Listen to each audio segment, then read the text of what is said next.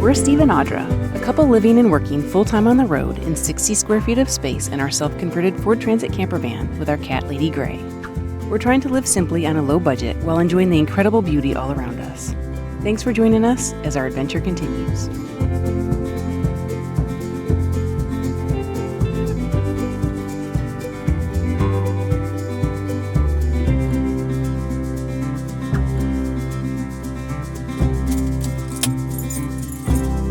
Guys, our overnight spot last night was really great. It was quiet and it was just a couple blocks from the park that's right here on the water. So this is where we're starting our day. It's a perfect spot. We had some cereal. We are talking about our plans for the next several days. And now we're going to go for a little walk. We took a walk along the waterfront in search of the floating homes that Sausalito is known for.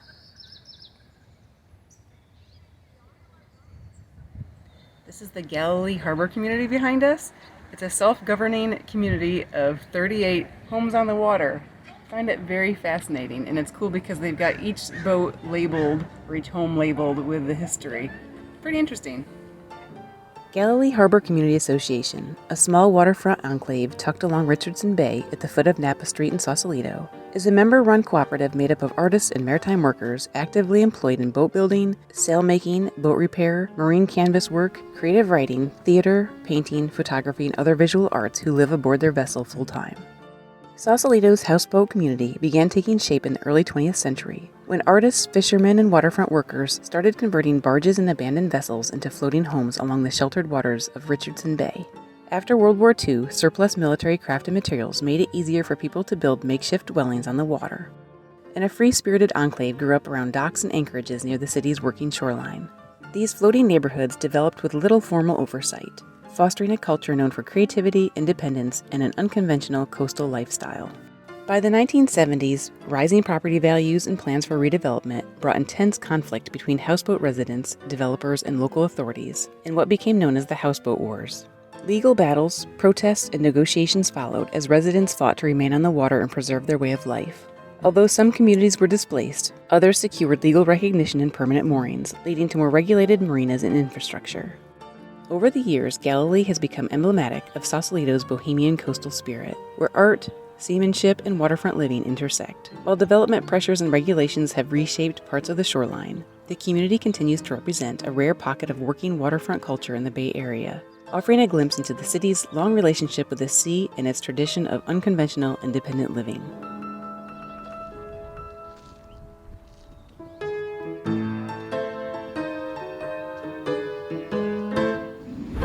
What is going on here?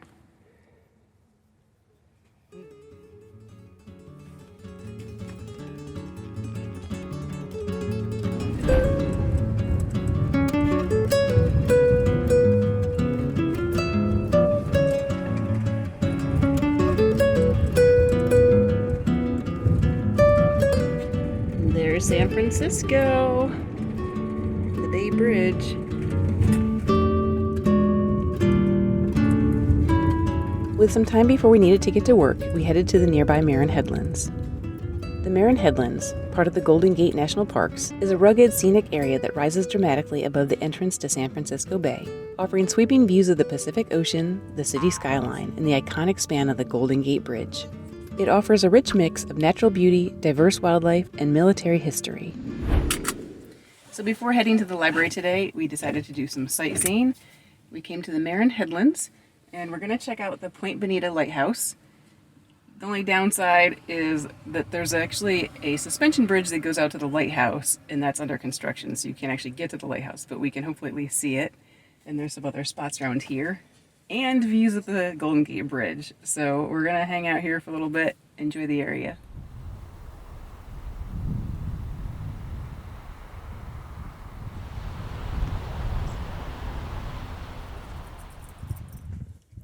What are you doing? What are you doing?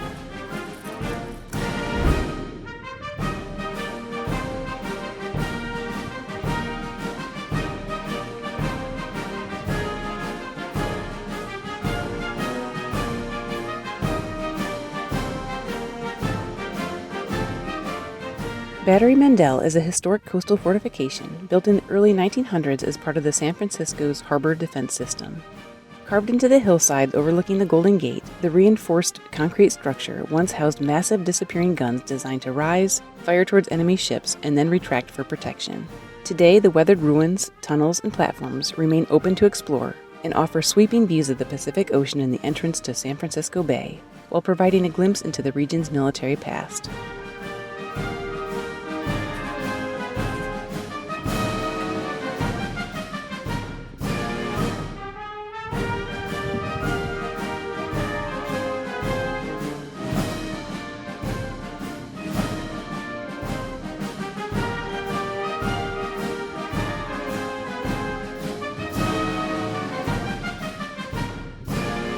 From this vantage point, we were able to get a glimpse of Point Bonita Lighthouse. The lighthouse clings dramatically to rocky cliffs, marking the entrance to San Francisco Bay. First established in 1855 and later relocated to its current site to escape constant fog, the light has guided ships through treacherous waters for generations. Reached by a scenic trail and suspension bridge, the lighthouse is surrounded by crashing waves and steep coastal bluffs, offering visitors a striking blend of maritime history and raw coastal scenery along one of California's most iconic shorelines.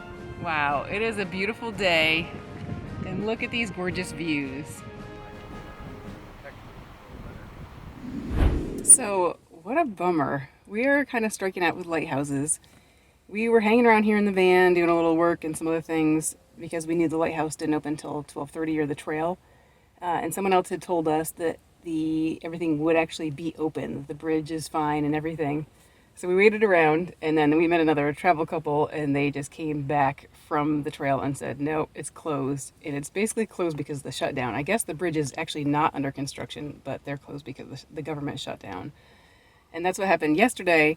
We couldn't get a good look at the lighthouse there either because there are stairs down to the lighthouse, and because of the shutdown, the stairs down were closed.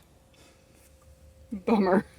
It was nice to meet India and Jason. Thank you for saving us the time of making our way down there only to find out that it was closed. So now we are off to another spot. Hopefully we'll find a spot that's a bit more level and we can just hang out and get some work done before making our way to the library. So now we're on our way to a viewpoint of the Golden Gate Bridge. I am glad we came out to the lighthouse because of the views we did have, at least from this point. And we went up to the Battery because at least we could see the lighthouse from that point. On the actual lighthouse trail, you can't see the lighthouse unless you go through the tunnel and then a bridge to get to the lighthouse, and the tunnel is actually closed. So that was a bummer. We were here back in 2018. Also wanted to go to the lighthouse, but it's only open on certain days and it was closed then. So 2 strikes. I'm not sure if we'll ever get here again or not. Well, we were planning to go to a different overlook spot, but the road to get there was closed, so we found this spot instead, and it's perfect. What a great view of the bridge. And the reason we came here and put off going to the library is we have not had showers in a while, and part of our planning was looking ahead to see where Planet Fitness was and deciding if we're going to hurry to get to a spot ahead of Planet Fitness or to take more time to enjoy the area along the way. And we decided to take more time to enjoy the area. So that means we have to get creative as usual. We heated up some water in our shower bag. Time for me to wash my hair and the rest of my body. All right, so I have everything set up. Got the shower bag hanging here. I've got our collapsible bucket and bowl in the sink, my shampoo and everything. So time to get my hair clean.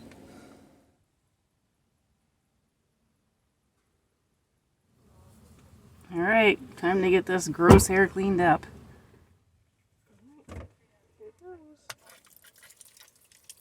Oh boy. I feel like water was going everywhere. I don't think I like using this thing. You're going to put more water on or not? Yeah, I'm going to use this. It's too messy with that.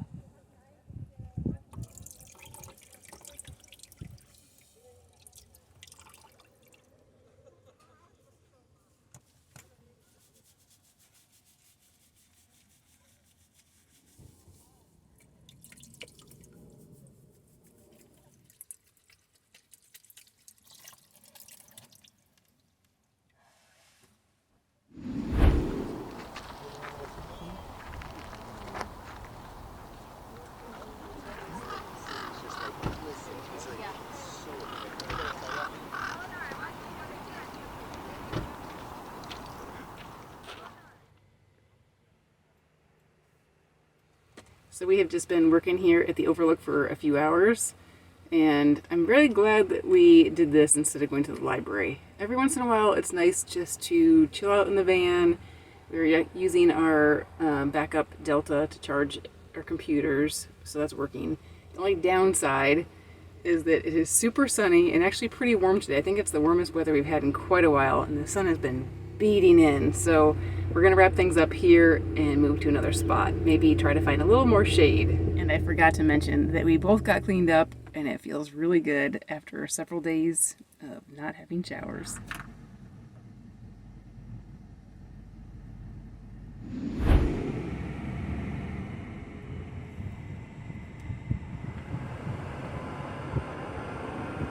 It is really fun finding all these different vantage points for the bridge.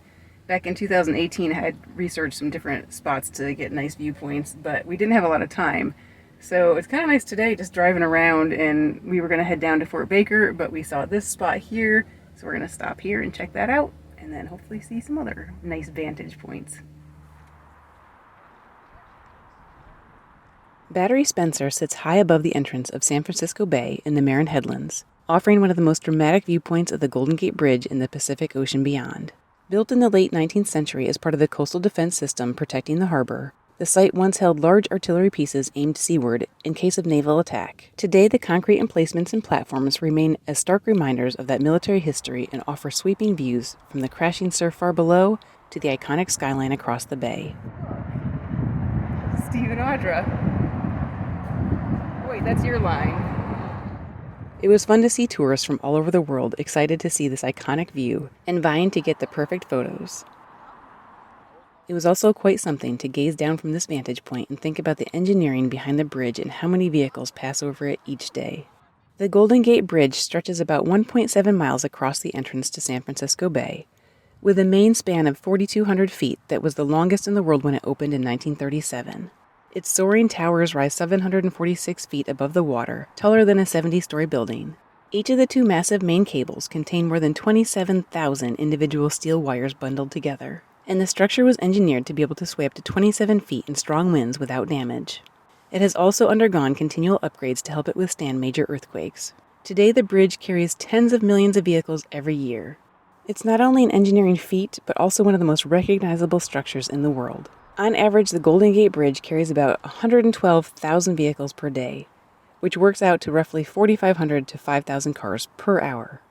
During peak travel times, the bridge can handle even more. On busy weekend peak hours, up to 8,000 vehicles cross the bridge in a single hour.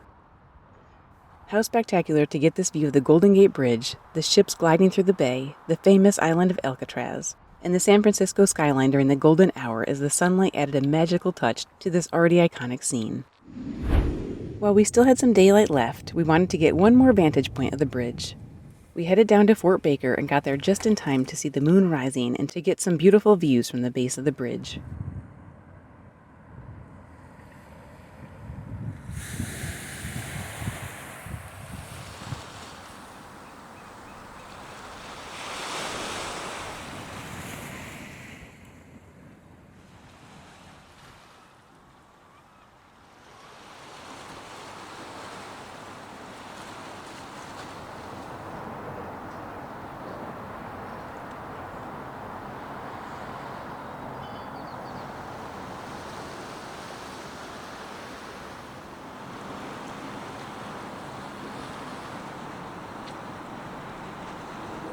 We always say that home is where you park it, and tonight we had some pretty fantastic real estate for a couple hours.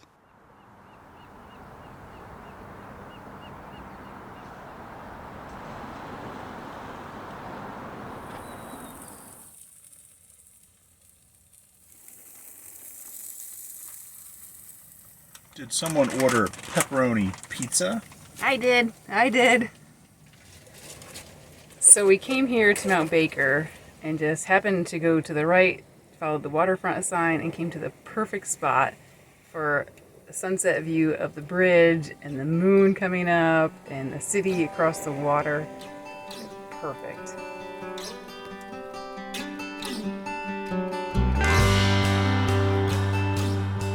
Sausalito is a picturesque waterfront town perched along the northern edge of San Francisco Bay.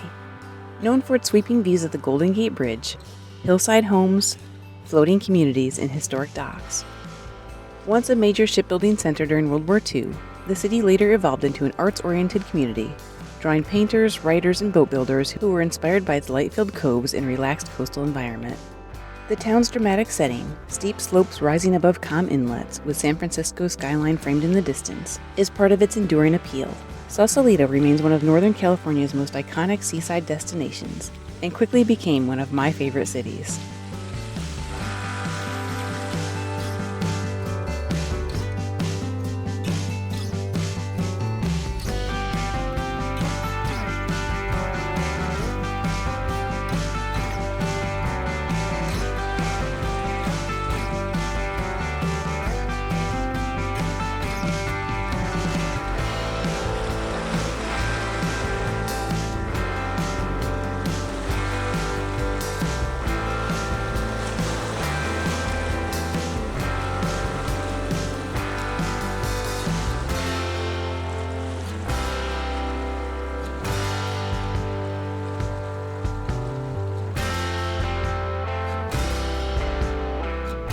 Found an overnight spot right on the main street through town, right on the water. So this morning I was able to get up and go for a walk. It was absolutely lovely. Walked along the water, checked out the town. There's all these public shore access areas, which is really interesting. Some of the businesses like restaurants are part of that, so you can actually go on their deck and sit on their chairs if you want to get views of the water. I saw some seals this morning, lots of pretty flowers. I just think Sausalito is a beautiful town. I love it. So now we're just heading back to the park we were yesterday morning because of the access with bathrooms and water to refill our jugs. We'll hang out there for a little bit.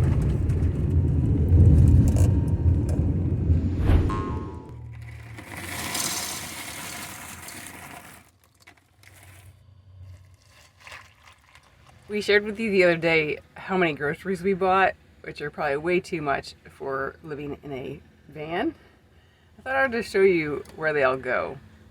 So we have some food in here. Sometimes we stick some up here. We have food in here. And we have food down here. When we originally built out the van, our plan was to have food stored above and below the sink in the cabinets there. But because when we're traveling further away where there are no Aldis, we tend to stock up more, so we've had to resort to using other spots as well. Such as this closet, where we usually keep our laptops. We have not been keeping our laptops in this closet. It's been makeshift for other things as well, and we've basically just been shifting our laptops around the van to get them out of our way. So that is crammed in the bottom with food. Lots of food down there. And one other spot. We also have food in bags when we stock up and tend to get too many snacks. So until we make more space in our cupboards, the bag hangs here with extra stuff. We also have food on our counter. So we are not the Instagrammable van that you typically think of. There's just stuff everywhere all the time, and that's how it is when you live full-time in 60 square feet and work and do YouTube and have everything to balance. There's time limitations, space limitations, so the van often does not look very pretty.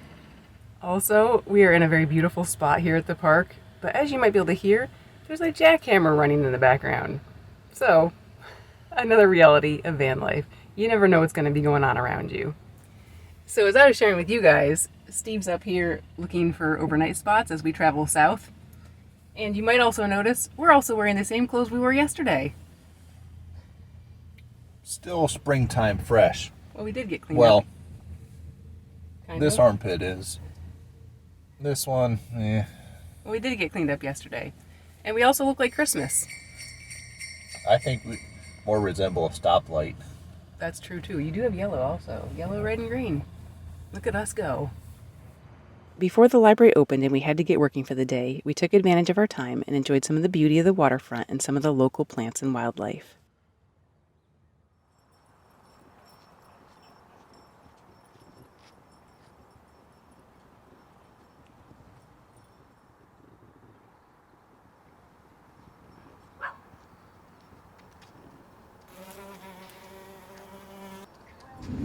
right, well now we are off to the library. Time to get a lot of work done. Take the next left onto Napa Street. So we have been at the library all day, and it's now closed, but we are in the hallway. This is like a civic center type place with lots of different things. Steve, what's going on here? Well, this is our second attempt to load this week's video. Loaded the first one, only to realize I had made a slight error, and we worked so hard on these that if given the opportunity, I would go back and fix it. So now we have to reload everything. So we kind of ran out of time while the library was open. Thankfully, there's this table out in the hallway just outside of the library, and we are just finishing up the upload process. 6 minutes left. We have come back to our favorite Dunphy Park, and it's kind of fun because there are people playing volleyball and bocce ball here tonight. We headed back to our favorite overnight spot here along the water and enjoyed some beautiful moonlit views of the bay and the San Francisco skyline in the distance as we started making plans to visit the city the next day. It's been really nice to enjoy this area for a couple days, with a bit of a more relaxed pace after our quick drive down a large section of the Pacific Coast Highway previously. Well, we have had an absolutely wonderful last couple days here in California. I love the Sausalito area, and it's been really magical having the different views of the Golden Gate Bridge. Yeah. So we are really looking forward to exploring San Francisco tomorrow. We really have enjoyed our time here, but this is where we're going to leave you for this episode. As always, we love hearing from you, so please drop us a comment below. If you haven't already, hit the subscribe button and the like button, and until next time, we'll see you. If you enjoy our videos, please consider becoming a patron by using the link on the screen that we've also included in the video description, along with information about today's adventure and our channel. A special thank you to all our patrons. We appreciate your ongoing support. Thanks for coming along with us on this van life adventure. Please take a second to hit the like button below, leave a comment to let us know you're watching, and click that subscribe button if you haven't already. Don't forget, you can also connect with us and see my photos of the places we visit on our Facebook and Instagram.